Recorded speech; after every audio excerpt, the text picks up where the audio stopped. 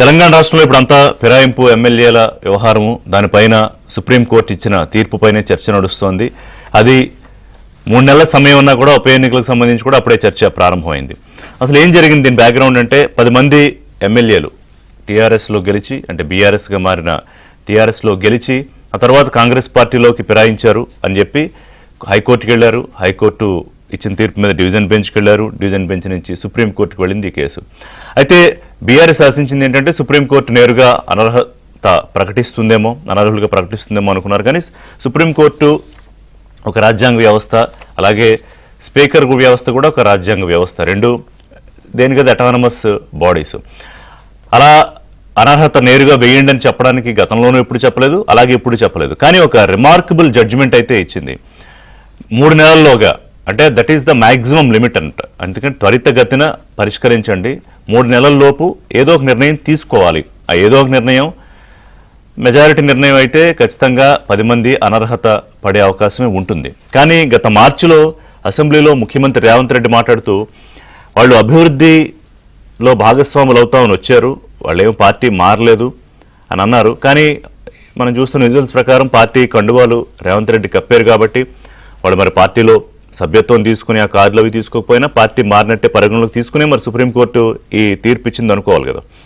So 3 నెలల్లోపు ఖచ్చితంగా ఏం జరిగే అవకాశం ఉంది. దీని మీద బీఆర్ఎస్ ఈ 10 మంది ఎమ్మెల్యేలతోనూ మొత్తం భారత రాజకీయ వ్యవస్థ, ప్రజాస్వామ్య వ్యవస్థ కూలిపోయింది అనుకోవడానికి లేకుండా సుప్రీంకోర్టు తీర్పు ఇచ్చింది. మేము ముందు నుంచే చెప్తున్నాము, సో ఉప ఎన్నికలకి సిద్ధంగా అండి అని శ్రేణుల్ని సిద్ధం చేస్తున్నారు కేటీఆర్. గతంలో మీరు చేసింది ఏంటి అని చెప్పి ఇటు కాంగ్రెస్ పార్టీ ఎదురుదాడికి దిగింది. ఇది బీఆర్ఎస్కు చెంపపెట్టు అన్నారు. ఎందుకంటే నిర్ణయం సుప్రీంకోర్టు తీసేసుకుంటుంది, అనర్హత వేసేస్తుందని. కానీ గతంలో కూడా ఎప్పుడు జరగలేదు. 2020లో కేశవ్ మౌర్య కేసులో అప్పుడు కూడా ఇలాంటి డైరెక్షన్ ఇచ్చింది సుప్రీంకోర్టు. ఏది 3 నెలల్లోపు నిర్ణయం తీసుకోమని. ఆ నిర్ణయం అనుకూలంగానే వచ్చింది. ఆ మంత్రి పదవి కూడా కోల్పోయారు. అంటే పార్టీ మారి ఎమ్మెల్యే మంత్రి కూడా అయిన పరిస్థితి, ఆయన పదవి కోల్పోయారు. సో ఇవన్నీ చూసుకుంటే కనుక ఏం జరుగుతుంది అనేది మనం ఊహించవచ్చు.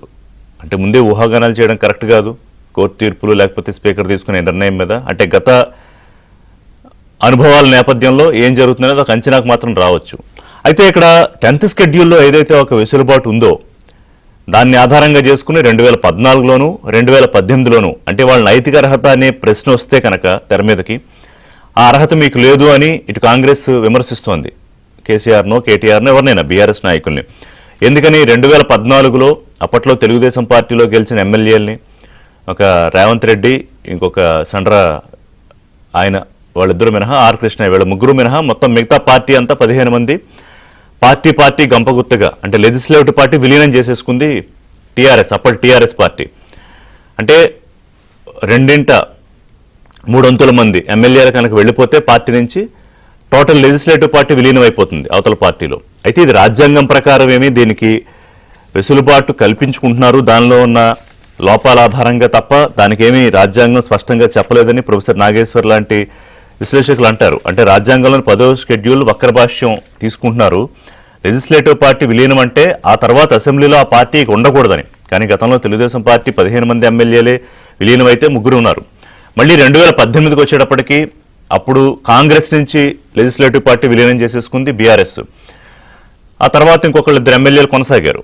సో ఈసారి మరి అవకాశం ఉంది. గతంలో టీఆర్ఎస్ ఏదైతే ఒక ప్రెసిడెంట్ క్రియేట్ చేసిందో 3/200 మంది ఎమ్మెల్యేలు, 2/300 మంది ఎమ్మెల్యేలు కనుక మారిపోతే, అంటే ఇప్పుడు 10 మంది వెళ్ళారు, బహుశా ఇంకో 16 మంది అనుకుంటా, 26 మంది ఎమ్మెల్యేలు కనుక ఇటు కాంగ్రెస్కి వచ్చేస్తే బీఆర్ఎస్ నుంచి, అంటే లెజిస్లేటివ్ పార్టీ విలీనం కనుక జరిగిపోతే అప్పుడు ఇక ఈ అనర్హత ఉండదు.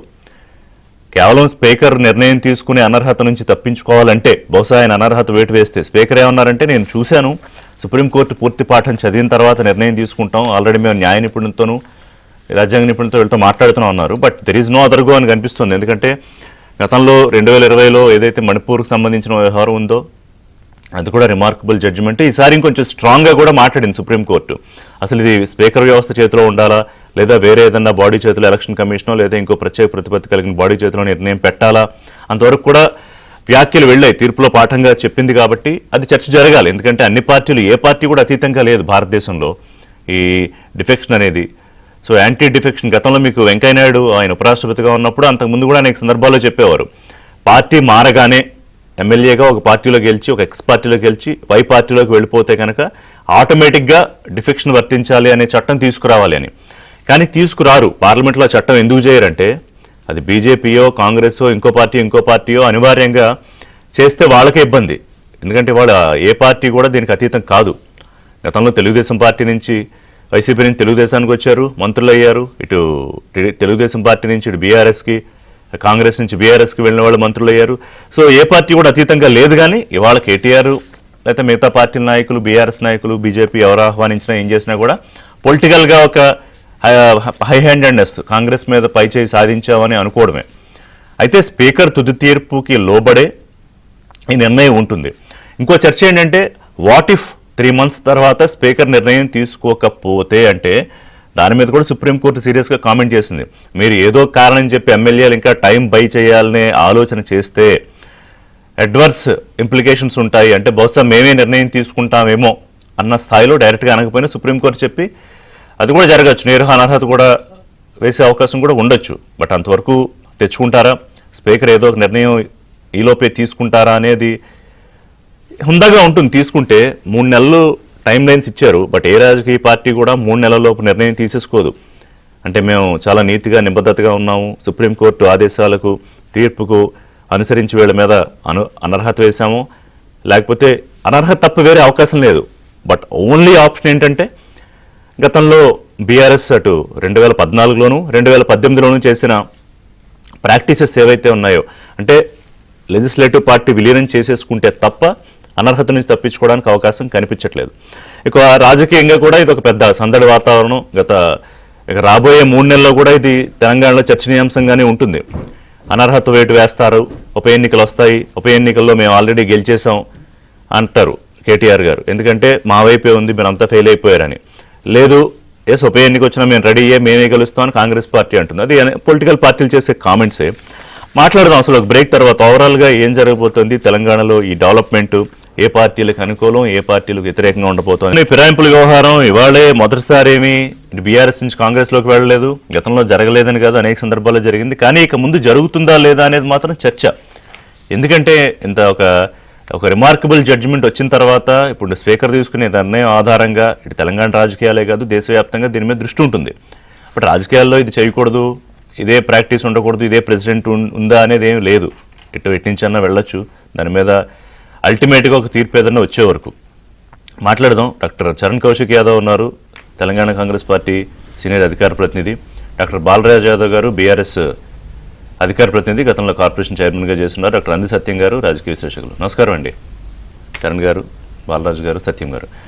బ్రదర్ బాలరాజ్ యాదవ్ గారు, ముందే చాలా ఉత్సాహంగా మీరు దాదాపు సెలబ్రేషన్స్ చేసుకునే స్థాయికి వెళ్ళిపోయారు సుప్రీంకోర్టు తీర్పు రాగానే. కానీ నేను అన్నట్టు రిమార్క్స్లో చెప్పాను, ఇప్పుడు కూడా చెప్పినట్టు చాలా రిమార్కబుల్ జడ్జిమెంటే ఇది. అంటే పెద్ద అంబిగ్విటీ ఏం లేకుండా కాస్త అక్షింతలు వేసింది సుప్రీంకోర్టు ఓవరాల్గా ఈ ఫిరాయింపుల వ్యవహారం మీద, అలాగే స్పీకర్ దగ్గర నానే వ్యవహారం మీద.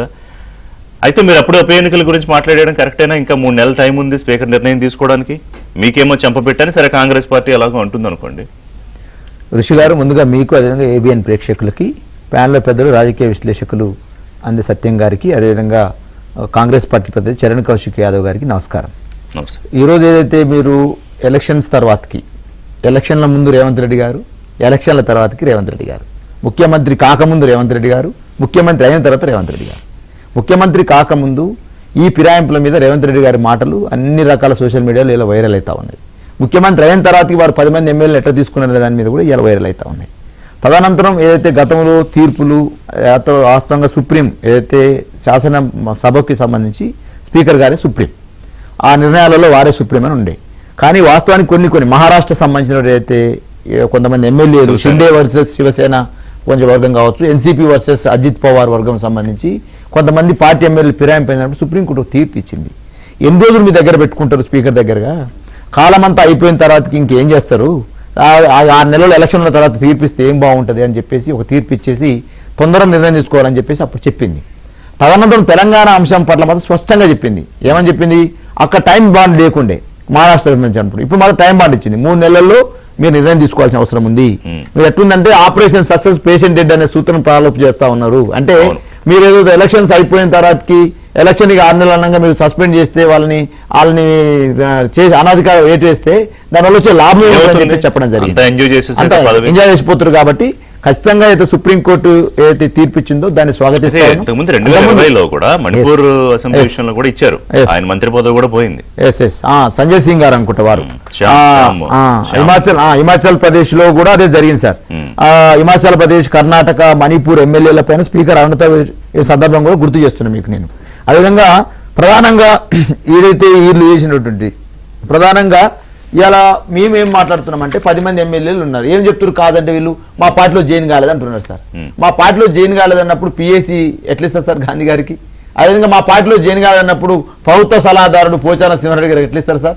మా పార్టీలో జాయిన్ కాలేదన్నప్పుడు కడియన్సీఆర్ గారి బిడ్డకు ఎట్లా ఎంపీ ఇస్తారు సార్?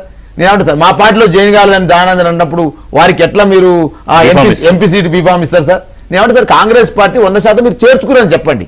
గతంలో మేము చేసిన వ్యాఖ్యలు ఏదైతుందో పార్టీ ఫిరాయింపుల మీద రాళ్లతో కొట్టండి, చెట్టు గట్టేసి కొట్టండి, పగ పెట్టండి అన్నారు కదా సార్. వీడియో చూపెడతా నేను. ఎందుకంటే గాడిద మీద ఊరేగించండి అనేక రకాల అంశాలని రేవంత్ రెడ్డి గారు చెప్పారు సార్. ఇలా ఏమంటారు, గతంలో మీరు చేసిన తప్పులు తప్పు, మేము కూడా ఫిరాయింపుల చట్టాన్ని మేము ప్రోత్సహిస్తున్నాం. మేము ఫిరాయింపుల చట్టాన్ని తీసుకొచ్చింది మేమే సార్. ఋషి గారు 1985లో మా దివంగత నేత మాజీ ప్రధానమంత్రి గారు రాజీవ్ గాంధీ గారు ఈ ఫిరాయింపుల చట్టాన్ని తీసుకొచ్చారు. కానీ అదే ఫిరాయింపుల చట్టానికి కాంగ్రెస్ పార్టీగా ఉండి తూట్లు పడుతున్నామని మీరు దయచేసి చెప్పండి. ఇలా మీరు కరెక్టే. కానీ మాట్లాడుతున్న బాలరాజు యాదవ్ గారు, మీరు మంచి ఆరేటర్ నాకు తెలుసు. మరి మనం గతంలో ఏం చేసామని క్వశ్చన్ ఎందుకు వేసుకోవట్లేదు? ఇప్పుడు 2014లో ఏం చేసాము, 2018లో ఏం చేసాము? సరే, కొంతమంది ముందు ఎమ్మెల్యేలు గోడ దూకిచ్చి ఆ తర్వాత మొత్తం ఆ పార్టీనే మొత్తం గంపగొత్తగా జంప్ చేయించి విలీన 10th షెడ్యూల్ని ఆధారంగా చేసుకుని శ్రవణ్ అదే అంటాడు. కానీ రాజ్యాంగం చెప్పిందా?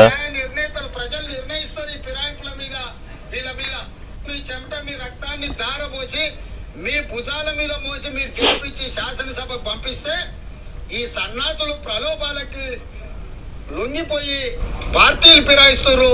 నేను కాంగ్రెస్ పార్టీ కార్యకర్తలకు ఒకటే విజ్ఞప్తి చేస్తున్నా, ఎవడైతే మన పార్టీ హస్తం గుర్తు మీద గెలుస్తాడో రాజీనామా చేయకుండా పార్టీ మారితే రాళ్లతో కొట్టండి, రాళ్లతో కొట్టి చంపండి. గ్రామాలలో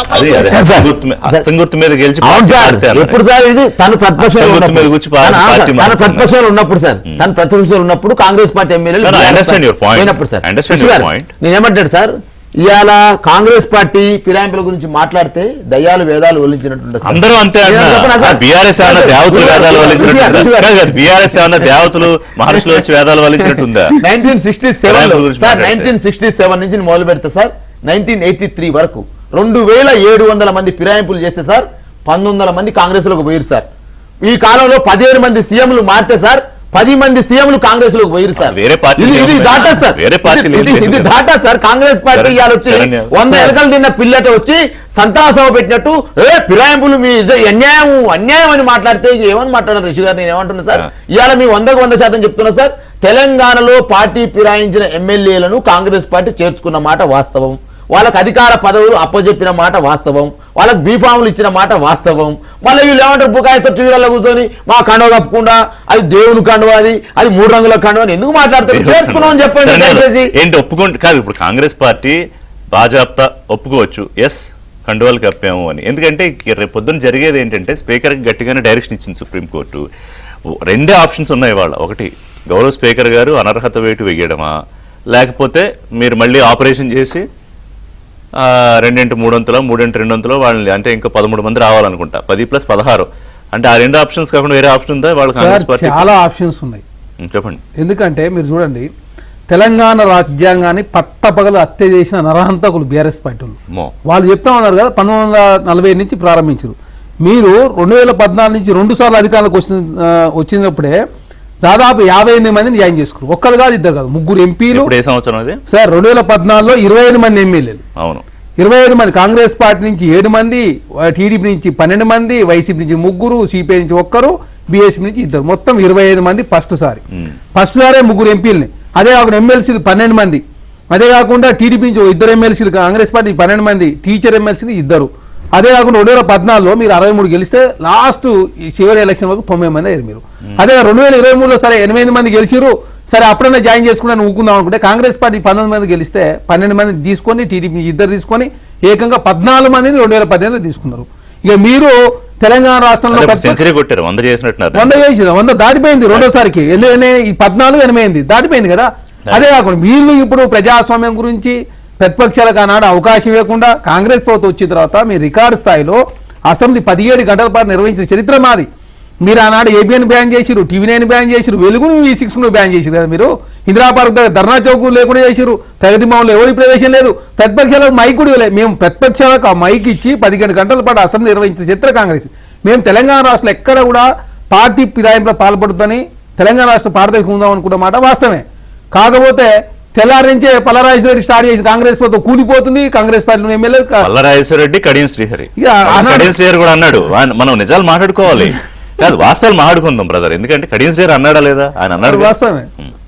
కడియం శ్రీహరి అన్న తర్వాతనే తన మార్చుకున్నారు. చాలా స్పష్టంగా ఏంటంటే ప్రజల చేత ఎన్నుకోట ప్రజాప్రభుత్వం 5 సంవత్సరాల కాలం పాటు ఉండాలని దీవించిన ప్రభుత్వాన్ని కూల్చే ప్రయత్నం బీఆర్ఎస్ పార్టీ చేస్తా ఉంది. కాబట్టి స్వచ్ఛందంగా మేము కాంగ్రెస్ పార్టీకి వస్తున్నాం అని చెప్పి చాలా మంది అభిప్రాయం మార్చుకున్నాడా? Fine enough. Yes sir. అది కాకుండా ప్రతిపక్షాల గొంతు నొక్కింది మీరే కదా, ప్రతిపక్షాలను కేసు పెట్టించి మీరే కదా, ప్రతిపక్షాల అవకాశం ఏంది మీరే కదా. తెలంగాణ రాష్ట్రంలో అంబేద్కర్ రాజ్యాంగాన్ని కాకుండా కలవకుండా రాజ్యాంగం ఇంప్లిమెంట్ చేసింది మీరు. డైనింగ్ టేబుల్ మీద కూర్చొని వీళ్ళని పార్టీలో ఏం చేసుకోండి, డైనింగ్ టేబుల్ వాళ్ళని అరెస్ట్ చేయని చెప్తే తెలంగాణ రాష్ట్ర ప్రజాస్వామ్యం లేకుండా చేసింది మీరు. ఇప్పుడు తెలంగాణ రాష్ట్ర ప్రజాస్వామ్యం గురించి కానీ రాజ్యాంగం గురించి కానీ పార్టీ ఫిరాయింపుల గురించి బీఆర్ఎస్ పార్టీ భారతీయ వాళ్ళకేనా? ఎస్ సార్, మరి వాళ్ళే కదా. ఇప్పుడు మీరు 1940 నుంచి స్వతంత్రం వచ్చిన కానీ 70 సంవత్సరాల సుదీర్ఘ భారతదేశంలో మా పార్టీ ఫిరాయింపు గురించి మాట్లాడారు. మరి మీరు వచ్చిన 2 సార్లే, మీరు 9 సంవత్సరాల కాలంలో 58 మందిని జాయిన్ చేసుకున్నారు. మీరు సిపిఐ పార్టీ నుంచి లాస్ట్ మీరు సిపిఐ పార్టీ నుంచి జాయిన్ చేస్తున్నారు చెప్పండి. సిపిఐ పార్టీ నుంచి కూడా లాస్ట్ ఒక్కరిని, బీఎస్పీ నుంచి 2 కాంగ్రెస్ పార్టీ నుంచి దాదాపు 12 మందిని, తెలంగాణ రాష్ట్రంలో ఎంపీలను, ఎమ్మెల్సీలను, ఎమ్మెల్యేలను, టీచర్ ఎమ్మెల్సీలను, గ్రాడ్యుయేట్ అందరూ జాయిన్ చేసుకుని మీరే. కాబట్టి బీఆర్ఎస్ పార్టీ తెలంగాణ రాష్ట్రంలో ప్రజాస్వామ్యం గురించి కానీ రాజ్యాంగం గురించి కానీ పార్టీ ప్రయాణం గురించి ఎంత తక్కువ మాట్లాడితే తెలంగాణ సమాజం హర్షిస్తారు. అది పొలిటికల్ కానీ ఇప్పుడు డైరెక్షన్ ఉంది కదా క్లియర్ గా. సుప్రీం కోర్టు గౌరవ ధర్మాసనం డైరెక్షన్ ఉంది. అనివార్యంగా మీరు ఇంకా ఆప్షన్స్ ఏమున్నాయి సార్? ఇప్పుడు చెన్నమనేని రమేష్ గారు ఉన్నారు, వారికి భారత పౌరసత్వం లేదని కేంద్ర ప్రభుత్వం ఒప్పుకున్న తర్వాత వారు 3 సార్లు ఎమ్మెల్యే ఉన్నారు తెలంగాణ రాష్ట్రంలో, తెలంగాణ సమైక్య రాష్ట్రంలో, తెలంగాణ రాష్ట్రంలో. చూడండి మీరు. తర్వాత ఇక్కడ ధర్మాసనం ఫుల్ బెంచ్కి పోవచ్చు, స్పీకర్ గారు 3 నెలల తర్వాత ఫుల్ బెంచ్కి పోతాడు. తర్వాత ఫుల్ బెంచ్కి పోయిన తర్వాత అక్కడ ఏం నిర్ణయం వస్తుందో తర్వాత ఈ లోపు జరగాల్సిన ఇప్పటికే 1.5 year అయింది, అయిపోయింది, 15 నెలలు అవుతా ఉంది. తర్వాత 3 నెలలు టైం అంటే 2 సంవత్సరాలు గడిచిపోతుంది. దాని తర్వాత వారు ఫుల్ బెంచ్కి పోతారు. ఫుల్ బెంచ్కి పోయిన తర్వాత అక్కడ ఏం నిర్ణయిస్తూ నిర్ణయం వచ్చిన తర్వాత అది ముందుకు పోతూనే ఉంటుంది. అదే కాకుండా తెలంగాణ రాష్ట్రంలో ఎలక్షన్లు వస్తే ఎదుర్కోవడం మేము సిద్ధంగా ఉన్నాము. మీ కంటోన్మెంట్ ఎలక్షన్ చేస్తే మీరు 3వ ప్లేసు. 2023 ఎమ్మెల్యే ఎలక్షన్లో మీకు 37% ఓట్లు వచ్చి 39 ఎమ్మెల్యే గెలిస్తే తర్వాత ఎంపీ ఎలక్షన్లో గుండు 0. 2004లో బీఆర్ఎస్ పార్టీ పెట్టినప్పుడు 5 ఎంపీలు, 2009 2, 2014లో 11 మంది, 2019లో 9 మంది. ఈ రోజు గుండు 0. 37% ఓటు బ్యాంక్, 17%, 7 స్థానాలు డివైడ్ అయింది. 2 స్థానాలు మాత్రం సెకండ్ వచ్చి ఖమ్మం, మహిబాద్లో. కంటోన్మెంట్ ఎలక్షన్లో 3వ place. Teacher graduate election Karimnagar అయితే పోటీ చేయలేని పరిస్థితిలో బీఆర్ఎస్ పార్టీ ఉంది. బీఆర్ఎస్ పార్టీ కొట్టుమిట్టాడుతా ఉంది. ఇష్యూ డైవర్ట్ చేసే ప్రయత్నంలో భాగంగా వాళ్ళు ముందుకు పోతారు. రేపు ఎమ్మెల్సీ విషయంలో కూడా సుప్రీంకోర్టు పోతారట. పోండి, సుప్రీంకోర్టు పోవాలి. మేము పోవాలనే చెప్పుకోరుకున్నాం. మేము కాంగ్రెస్ పార్టీ భయపడే ప్రసక్తి లేదు. జూబ్లీస్ లో 4-5 మంది ఉన్నారు. జూబ్లీస్ ఎలక్షన్ లో కూడా ఖచ్చితంగా కాంగ్రెస్ పార్టీ గెలవబోతా ఉంది. సర్వేలను కూడా కాంగ్రెస్ పార్టీ అనుకూలంగా ఉన్నాయి. కాన్ఫిడెంట్ గా ఉన్నప్పుడు శుభ్రంగా అన్ని ఎలక్షన్స్ కి పోండి. ఇది 10, జూబ్లీస్ 1, రాజాసింగ్ కూడా అయిపోతే 12 ఎలక్షన్స్ ఉంటాయి.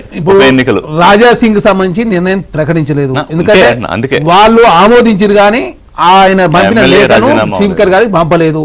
స్పీకర్ గారు పంపితే వారు నిర్ణయం తీసుకుంటారు. ప్రజాస్వామ్యబద్ధంగా ప్రజాస్వామ్యయుతంగా చట్టాన్ని లోబడి కాంగ్రెస్ ప్రభుత్వం ముందు మాకు 5 సంవత్సరాలు రెడీ. కాకపోతే మాకు 5 సంవత్సరాల కాలం పాటు ప్రజలు సమయం ఇస్తే మీరు ప్రభుత్వాన్ని కూల్చే ప్రయత్నం చేసినప్పుడు మేము కూడా రాజకీయ పార్టీ కదా, మాకు రాజకీయ పార్టీ చెప్పారు. ఎప్పుడైతే ఈ ఏమంటారు తెలంగాణ రాజకీయ పునరేకీకరణ అనే పేరు పెట్టి కేసీఆర్ గారు మీరు నా ప్రభుత్వాన్ని కూలుస్తానని ఓవైసీ దగ్గర ఏదో మొదలైంది, అందుకే మేము ఎమ్మెల్యేలు తీసుకున్నా ఉన్నారు. సో ఇప్పుడు మీరు కూడా అదే రీజన్ చెప్తున్నారు, ఎందుకంటే బయటకు వచ్చి మాట్లాడారు కాబట్టి.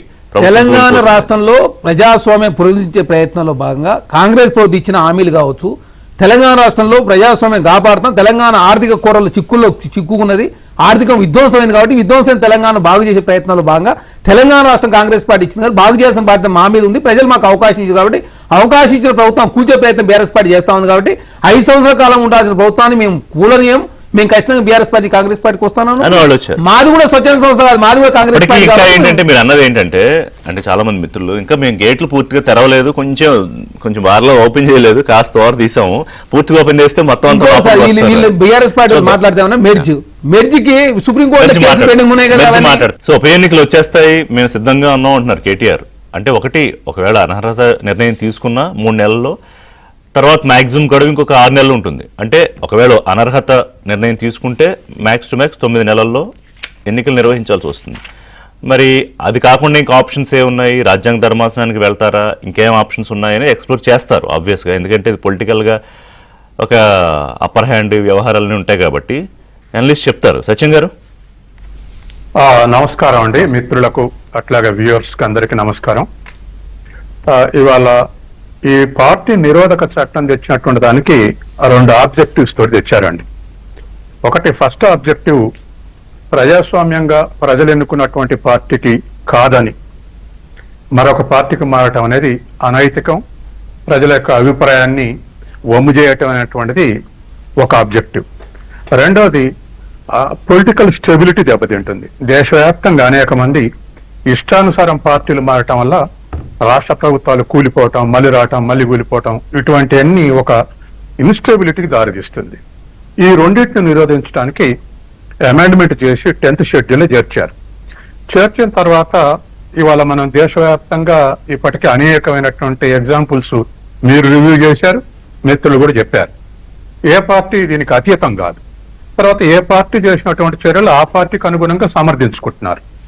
ఉదాహరణకు ఇవాళ బీఆర్ఎస్ ఏం చేసింది అనేటువంటి అన్ని ఇప్పుడు మన కౌశిక్ చెప్పారు, అట్లాగే కాంగ్రెస్ ఏం చేసింది అన్నది బాలరాజ్ చెప్పారు. ఇట్లా ఇప్పుడు ఇంకో పార్టీని ఆహ్వానించిన ఆ పార్టీ చర్యలు ఈ పద్ధతి ప్రకారం కరెక్ట్ అని చెప్తారు. కానీ ఇవాళ తప్పులు గ్రేడ్ 1, గ్రేడ్ 2, గ్రేడ్ 3. పార్టీ మారితే గ్రేడ్ 1 తప్పు, శాసనసభతోటి మేము చేర్చుకున్నామంటే తప్పు గ్రేడ్ 2, కాదు రిజైన్ చేసి గెలిపించినాక చేర్చుకున్నట్టు గ్రేడ్ 3. ఏదైనా అనైతికమే, గ్రేడ్ల తేడా ఉండొచ్చు కానీ అనైతికమే. ఎందుకంటే రాజ్యాంగం ఆశించింది వేరు, జరుగుతున్నటువంటిది వేరు. కాబట్టి నిన్నటి తీర్పులో ఒక ప్రెజర్ అయితే స్పీకర్ మీద సృష్టించగలిగింది. గతంలోనే గవాయ్ ఒక స్టేట్మెంట్ ఇచ్చాడు. ఏ స్టేట్మెంట్ ఇచ్చాడంటే ఒకదాని మీద ఒకదానికి అధికారం లేదు, 3 నిర్మాణ సంస్థలకు, జ్యుడిషియరీ కానీ, శాసనసభ కానీ, లేక ఎగ్జిక్యూటివ్ కానీ, ఈ 3టికి ఒకదాని మీద ఒకటి అధికారం లేదు. ఈ 3 కూడా రాజ్యాంగానికి కట్టుబడి ఉండే సంస్థలే, రాజ్యాంగ ఉన్నతి ఈ 3 మీద అని చెప్పేసి వేరే సందర్భంగా ఈ మాట అన్నాడు. ఇవాళ అది మళ్ళీ రిపీట్ చేశారు. అంటే మేము డైరెక్ట్ గా రద్దు చేయండి అని చెప్పే ఉద్దేశం లేదు మాకు. కాబట్టి స్పీకర్ నిర్ణయం తీసుకోవాలి, ఈ పార్లమెంటరీ వ్యవస్థను రెస్పెక్ట్ ఇవ్వడానికి ఈ మాట చెప్తున్నాం. కానీ ఇంకొక మాట అన్నారు కదా, మీరు కాలయాపన చేసి ఎమ్మెల్యేలు అడ్వర్స్ ఇంప్లికేషన్స్ ఛాన్స్ ఉంటుందని వస్తున్నా.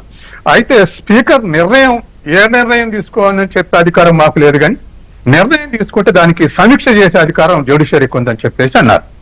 కాబట్టి వాళ్ళ దగ్గర ఒక ఆప్షన్ పెట్టుకున్నారు, సమీక్ష చేసే అవకాశం ఉందని.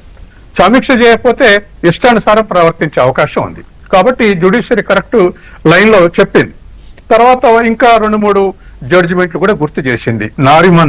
జస్టిస్ నారిమన్ మణిపూర్ విషయంలో ఎట్లా 3 months అని చెప్పేసి స్పీకర్ కు డైరెక్షన్ ఇచ్చారు, మహారాష్ట్రలో ఎట్లా ఇచ్చారు, ఇట్లా డిఫరెంట్ ఎగ్జాంపుల్స్ చెప్తూ మీరు కూడా నిర్ణయం తీసుకోండి అని చెప్పేసి దీని మీద రాజ్యాంగ ధర్మాసనం అనేది మేము అలో చేయం, ఫుల్ బెంచ్ కి అలో చేస్తాం ఒకవేళ వస్తే. కానీ ధర్మాసనం మాత్రం అవసరం లేదని చెప్పేసి ఈ జడ్జిమెంట్ సందర్భంగా వాళ్ళు ఉటంకిచ్చారు. ఇప్పుడు మనం ప్రాక్టీస్ కు వస్తే ఇవాళ ఒకవేళ నేను అనుకోవటం ఏంటంటే 3 నెలల స్పీకర్ అనర్హుడు కన్నా ప్రకటించే ముందే ఒకవేళ అవకాశం ఉందంటే కాంగ్రెస్ పార్టీ ముందే ఈ 10 మంది తోటి రిజైన్ చేసి ఎలక్షన్స్ పోయేటువంటి అవకాశం ఉంది. రిజైన్ చేస్తే వచ్చే అఫెన్స్ కన్నా ముందే రిజైన్ చేసి ఎలక్షన్స్ పోతే ఉండేటువంటి అఫెన్స్ వేరు. వాళ్ళు స్పీకరే ప్రకటించి అనర్హులను ప్రకటించిన దానికన్నా ముందే రిజైన్ చేసి ఎలక్షన్స్ పోతే అఫెన్సివ్ గా మాట్లాడేటువంటి అవకాశం ఉంది. తర్వాత రెండవది, ఇక్కడ బీఆర్ఎస్ అడ్వాంటేజ్ తీసుకోవడానికి పెద్దగా పరిస్థితులు లేవు. ఎందుకంటే ఒకటి, ఇంతకుముందు మిత్రులు చెప్పినట్టుగా మొదటిసారి కేసీఆర్ చెప్పినప్పుడు కన్విన్స్ అయ్యారు తెలంగాణ ప్రజలు. తెలంగాణ గవర్నమెంట్ అస్థిరతం చేయాలని చూస్తున్నారు ఆంధ్ర శక్తులు. తర్వాత ఇక్కడ ఏజెంట్స్ పెట్టుకొని కూలదోయాలని చూస్తున్నారు. కాబట్టి రాజకీయ పునర్విక భాగంగా మేము స్థిరత్వం కోసం చేర్చుకుంటున్నాం అన్నప్పుడు తెలంగాణ ప్రజలు కన్విన్స్ అయ్యారు. కానీ రెండోసారి కూడా ఆ పని చేసినప్పుడు ఆ పని చేశారు. ఇక ఎదురు ప్రతిపక్షం లేదని అనేక తప్పులు రెండోసారి బీఆర్ఎస్ ప్రభుత్వం తప్పులు చేసింది. ఇవాళ స్కాండల్స్ రూపంలోనండి లేదా ఎంక్వైరీస్ రూపంలోనటువంటి ఇవన్నీ రెండోసారి 5 ఏళ్లలోనే ఈ చేసిన తప్పుల మీద జరుగుతున్నాయి.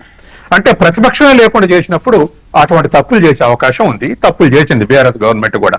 కాబట్టి ఇవాళ ఉన్నటువంటి పరిస్థితులలో బీఆర్ఎస్ ఇవాళ ఇవి ఇప్పుడు అందరూ ఆహ్వానిస్తున్నారు, ఎవరు వెనక్కుపోట్లే. ఎమ్మెల్యేలేమో ఇప్పుడు మారినటువంటి ఎమ్మెల్యేలే మేము సిద్ధంగా ఉన్నాం, స్పీకర్ ఏది చెప్తే అది అంటామన్నారు. కాంగ్రెస్ వాళ్ళేమో బీఆర్ఎస్ సక్సెస్ కాలేదు, సుప్రీంకోర్టు అనర్హులు తీర్పిస్తుంది అనుకున్నారు, కానీ స్పీకరే కరెక్ట్ అనేది మేము అదే చెప్పినాం, ఇప్పుడు సుప్రీంకోర్టు ఏది చెప్పినా కాంగ్రెస్ ఉత్సాహంగా మాట్లాడుతున్నారు. బీఆర్ఎస్ వాళ్ళేమో 3 నెలలు తప్పదు, మేమే అడ్వాంటేజ్ లో ఉన్నటువంటి బీఆర్ఎస్ చెప్తున్నారు.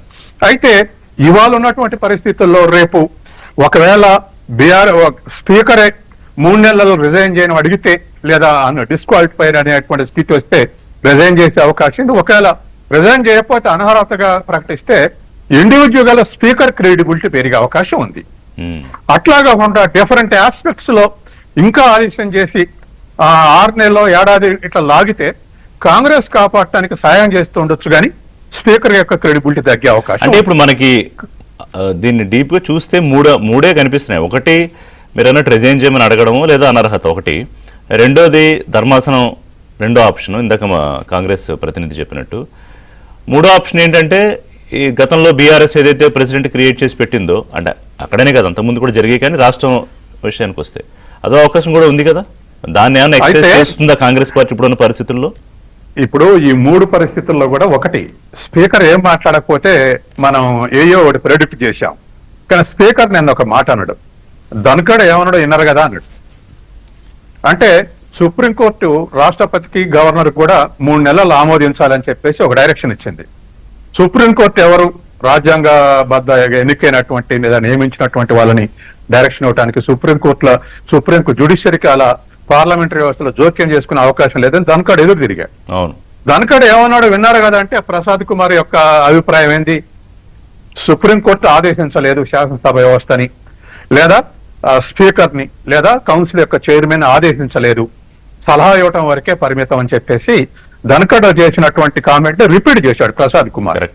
ఇప్పుడు అనుమానం మొదలైంది. అంటే 3-1 అయినటువంటి దానికి ప్రసాద్ కుమార్ అలో చేస్తాడా, ఒబే చేస్తాడా, లేకపోతే ఇంకేమైనా ఆల్టర్నేటివ్స్ అనేటువంటిది ఒకటి.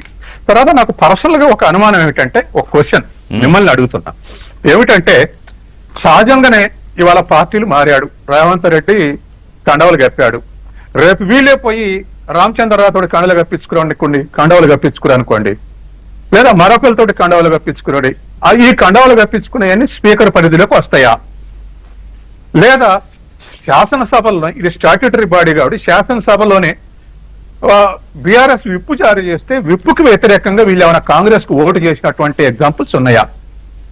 స్టాట్యూటరీ బాడీలో శాసనసభల యొక్క యాక్ట్ వాళ్ళ యాక్షన్స్ స్పీకర్ పరిధిలోకి వస్తాయి, బయట కండాలు కప్పుకున్నటువంటి అనేటువంటి అవన్నీ కూడా నాన్ స్టాట్యూటరీ చాలా ఇంపార్టెంట్ పాయింట్. అంటే వీళ్ళు ఎక్కడికన్నా వెళ్తే ఏదో ఫంక్షన్ కి ఎక్కడికి వెళ్ళారు అనుకోండి, నాయకుడు ఎవడో ఏదో కండులో కప్పితే దానికి వీడియో తీస్తే అది ఎలాగా పరిగణలోకి వస్తుంది బహుశా. అదే కానీ ఇప్పుడు ఇందాక బాలరాజు గారు చెప్పారు, అంటే ఏదో పదవులు ఇచ్చారని.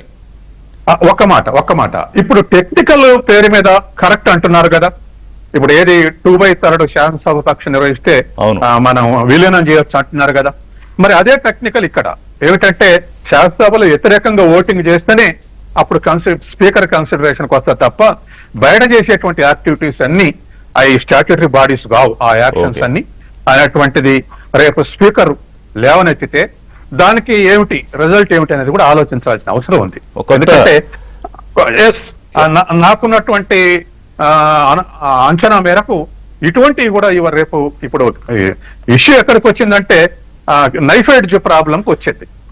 అంటే కత్తికి మొన మీద కూర్చున్నటువంటి స్థితి ఉంది. ఈ ప్రాబ్లం అటువరకు గుద్దా ఇటువరకు గుద్దా అని చెప్పలేనటువంటి స్థితిలో ఉంది.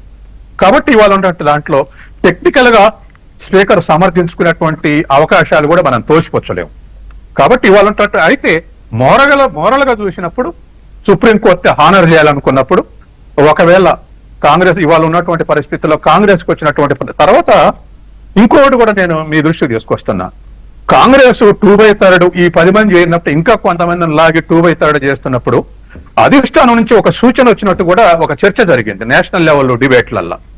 ఏమిటా చర్చ అంటే, మీరు కాంగ్రెస్ ని బీఆర్ఎస్ ను ఇదే పనిగా వీక్ చేసుకుంటూ పోతే మొత్తం ఓటింగ్ బీజేపీకి షిఫ్ట్ అయితే అప్పుడు కాంగ్రెస్ వర్సెస్ బీజేపీ రాజకీయాలు వస్తాయి, ఓట్ల చీలిక ఉండదు, మీకు ఇబ్బంది వస్తుంది.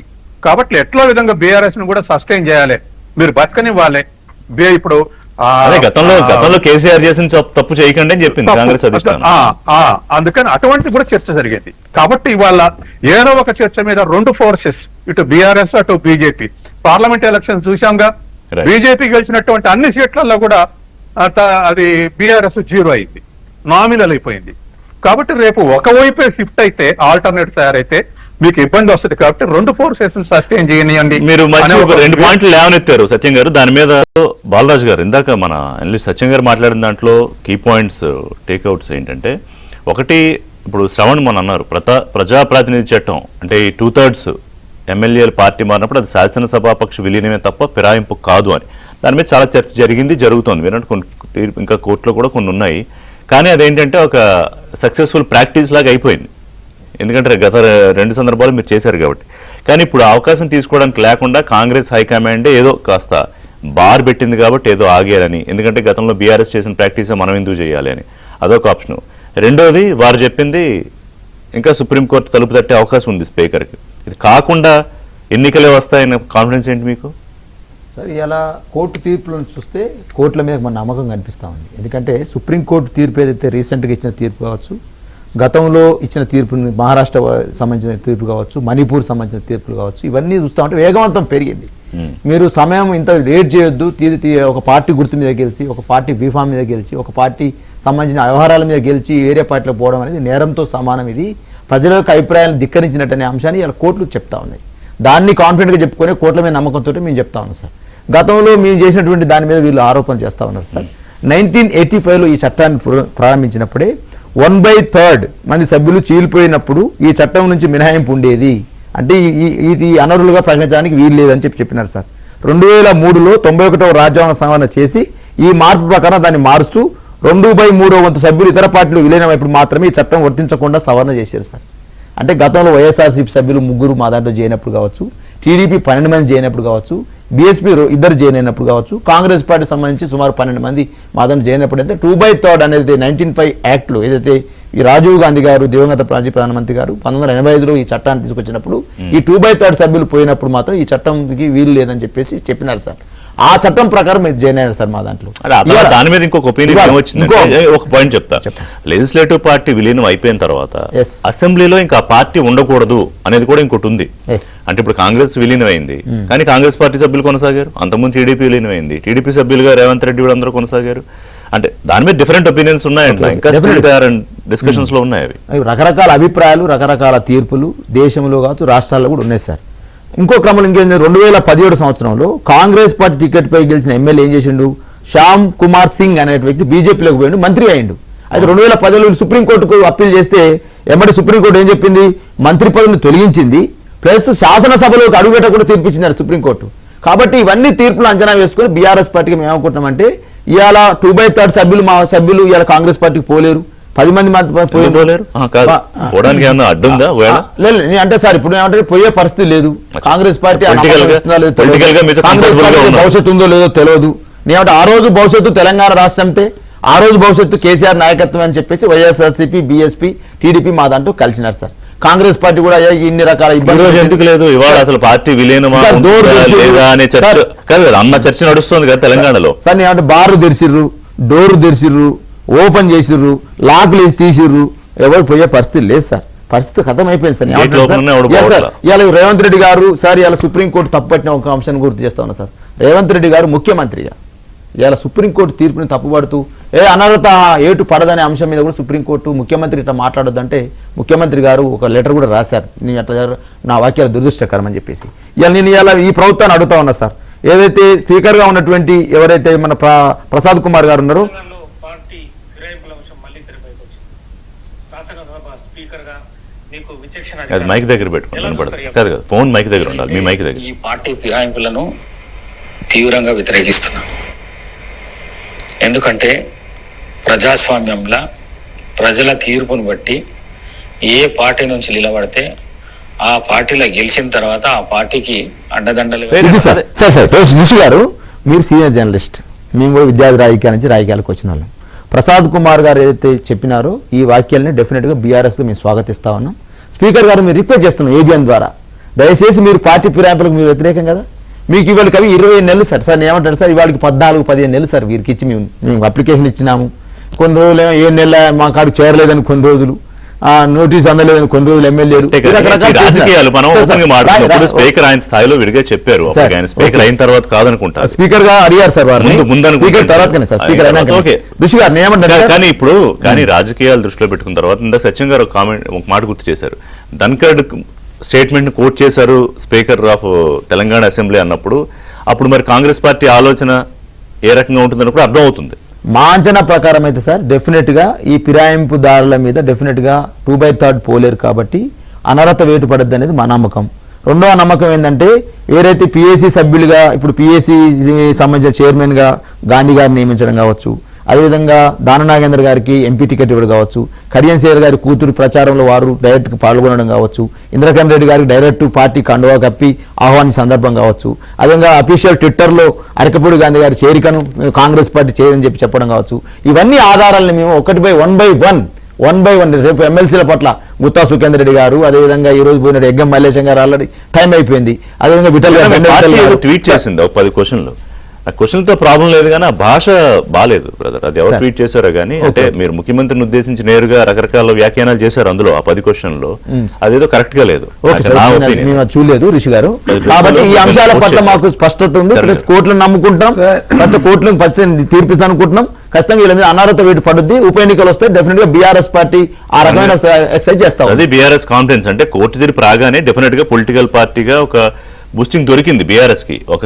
ఎటువంటి పరిస్థితుల్లో పార్టీలో అంతర్గత గొడవలు లేకపోతే విలీనాలు ఈ చర్చలతో నేపథ్యంలో, లేకపోతే పక్కన కాళేశ్వరం నిన్న కమిషన్ రిపోర్ట్ ఈ నేపథ్యంలో వచ్చిన తీర్పు డెఫినెట్ గా పొలిటికల్ గా ఒక ఏమంటారు ఒక రిలీఫ్ బీఆర్ఎస్ కి.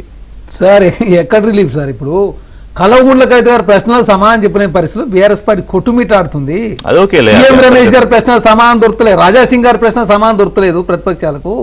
తెలంగాణ రాష్ట్రంలో బీఆర్ఎస్ పార్టీ అయినా భారతీయ జనతా పార్టీ, రాజాసింగ్ గారి ప్రశ్నలకు, కలవగుండ్లకైతే గారి ప్రశ్నలకు, సీఎం రమేష్ గారి ప్రశ్నలకు సమాధానం చెప్తే తెలంగాణ సమాజం హర్షిస్తారు.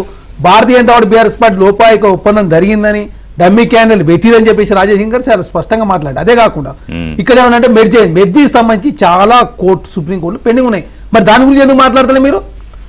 మీరు న్యాయబద్ధంగా ఉన్నాం, చట్టబద్ధంగా ఉన్నాం, ప్రజాస్వామ్య గౌరవం ఉందని చెప్పి మాట్లాడుతున్నారు. ఆ కేసు మాట్లాడాలి కదా. ఎందుకంటే మహారాష్ట్రలో శివసేన సంబంధించి కావచ్చు, ఎన్సీపీ సంబంధించి కావచ్చు, గతంలో టీడీపీని రాజ్యసభలో విలీనం చేసినప్పుడు కావచ్చు, మరి టీడీపీని రాజ్యసభ విలీనం చేస్తే మళ్ళీ ఎన్డీఏలో ఎట్లా అయింది? మరి ఆంధ్రప్రదేశ్లో ఎన్డీఏ ఎట్లా ఉన్నట్టు తెలంగాణ రాష్ట్రంలో కాంగ్రెస్ పార్టీ సీఎల్పీలో మెర్జీ చేసిన తర్వాత 19 మంది ఎమ్మెల్యే ఎట్లా గెలిచింది కాంగ్రెస్ పార్టీ నుంచి? బీఫామ్ ఇస్తాను. సీఎల్పీ అనేది పార్టీ కాదు, సీఎల్పీ అనేది ఒక పేరు మీద పిలువబడే పదం మాత్రమే, అది మెర్జీ కాదు. దాని మీద సుప్రీంకోర్టులో పెండింగ్ లెజిస్లేటివ్ పార్టీ మెర్జీ అయితే పార్టీ మెర్జీ అయినట్టు కాదు. అదే లెజిస్లేటివ్ పార్టీ మెర్జీ అయితే పార్టీ ఎమ్మెల్యేలు అసెంబ్లీలో ఉండకూడదు.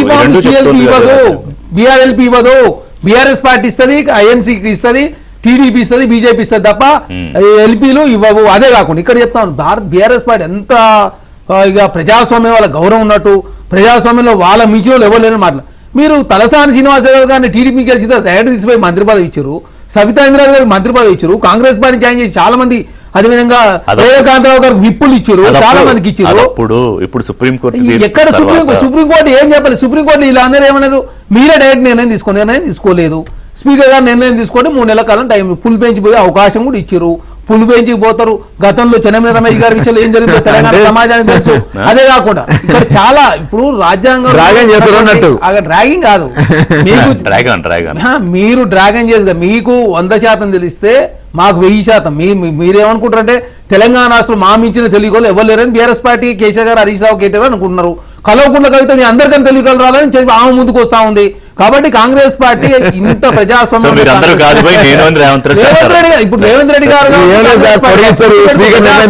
నాకు నమ్మకం ఉన్నది. అదే కాకుండా మీరు జూబ్లీ జైలు అయింది తేలిపోతుంది కదా, 10 ఎమ్మెల్యేలు జూబ్లీ జైలు తేలిపోతుంది. టీఆర్ఎస్ పార్టీ సెకండ్ ఉంటుందా, థర్డ్ సరే ఒక్క నిమిషం సరే ఎంబీఏలో పేజ్ చేశారు. దేశంలో సుమారు 15-16 రాష్ట్రాల్లో కాంగ్రెస్ పార్టీకి 0 ఎంపీలు వచ్చినాయి సార్. ఇక కాంగ్రెస్ పార్టీ పని అయిపోయింది సార్. నేను అంటున్నా 0 ఎంపీలు కాదు, మాకు 99 ఎంపీలు ఉన్నాయి కదా.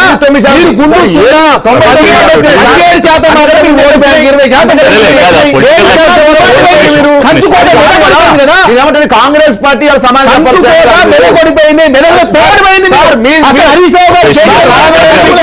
చెప్పన చాలా మంది కంచుకోట్లు బంగారు కోట్లు కదిలిపోయే. సో నేనేమంటాను, రాజకీయాల్లో ఎవరికి ఏది కంచుకోటు ఉండదు. బిఫోర్ కన్క్లూడింగ్ ఏం చెప్తారు? రిషి గారు, ఇవాళ ఈ సమస్యకు పునాది పార్టీ రాజకీయాల్లో సైద్ధాంతికంగా లోపించటమే. సిస్టమ్ కమర్షియల్ అయినాక పొలిటికల్ పార్టీలు కమర్షియల్ అయినాయి. కమర్షియల్ అయిన తర్వాత ఎన్నికైనటువంటి సభ్యులకు ఇచ్చే టికెట్లు కూడా ప్రతి పార్టీ నువ్వు ఎంత పెట్టుకుంటావు, ఎంత భరించగలవు అని అడిగి టికెట్లు ఇస్తున్నాయి. దీనికి ఏ పార్టీ అతీతం కాదు. ఎప్పుడైతే డబ్బులు పెట్టి గెలిచినటువంటి కాన్ఫిడెన్స్ ఉందో ఇష్టానుసారం ప్రవర్తించే అవకాశం ఉంది. ఇప్పుడు ఆ స్టేజ్ వచ్చింది.